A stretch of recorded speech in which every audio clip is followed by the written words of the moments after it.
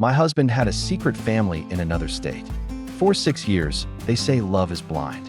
But sometimes, love is deaf, dumb, and completely delusional. Because I ignored every red flag, every late night, every conference trip, every time my gut whispered, something is off. My name is Julia.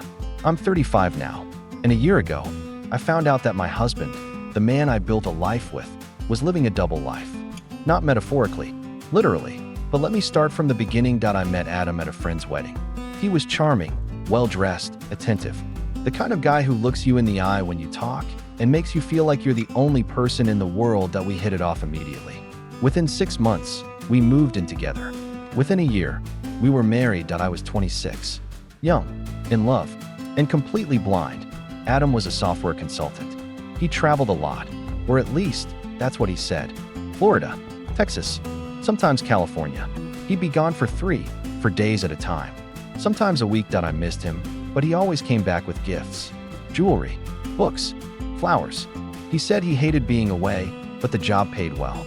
And I believed him, because why wouldn't I? We bought a house, talked about kids, adopted a dog. We were stable, normal. But then came the small lies. Phone always face down. A second work phone I wasn't allowed to touch.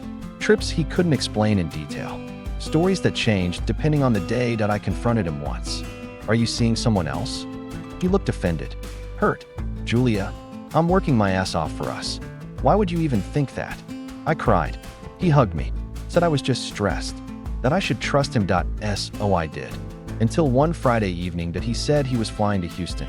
Left around 6 p.m., but at 10:42 p.m., I got a notification on my phone. One I wasn't supposed to get. Adam had forgotten to disconnect his old iPad from our shared Apple ID. It pinged out a photo from messages.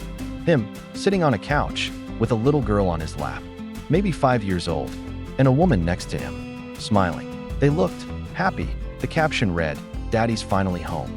My heart dropped. I stared at the screen, not breathing, not blinking. At first, I thought, maybe it was his niece, a cousin, something innocent. But the more I scrolled, the more the truth revealed itself. Photos, videos, birthday parties, school plays, vacations, all with the same woman and the same little girl. I started shaking. There were voice messages. 2.1 of them, from the woman, said, "She keeps asking why you can't stay for Christmas." I told her it's your job again. "But Adam, she's getting older. She knows." He replied with, "I know.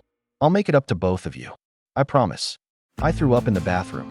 Twice. Then I called him. Straight to voicemail. I called again. Again, voicemail. Then, I did something I'd never done before. I booked a flight to the city where he claimed to be working. Except, I didn't go to a hotel. I went to the return address from one of the shipping confirmations in his email. Yes. I checked his email too. I had to. It was a house. A normal, suburban house. With a white mailbox and a blue front door. I parked down the street and waited. 3 hours later, he pulled into the driveway, got out, grabbed a grocery bag from the trunk, walked to the front door, and kissed the woman who opened it. Then the little girl ran out, and he picked her up like clockwork, like it was just his life. And suddenly, I realized it was. I waited until the next day, until he was back on a flight home. And when he walked into our house, I was sitting on the couch, iPad in hand, screenshots printed and stacked on the table. He froze. "We need to talk," I said. He didn't deny it. Didn't even try. He sat down, put his face in his hands, and started crying. I asked one question. "How long?" He looked up, red-eyed, broken, and said, 6 years. 6 years. That we'd been married for 8. He met her before me. They dated. She got pregnant. He panicked and ran. Then he met me. And instead of ending it, he tried to keep both. He'd visit every few weeks, send money, keep the peace. She thought he was divorced, that his job kept him away, that someday he'd move in full time. And me? I was the job. I asked him why. Why he'd do this. Why he'd lie.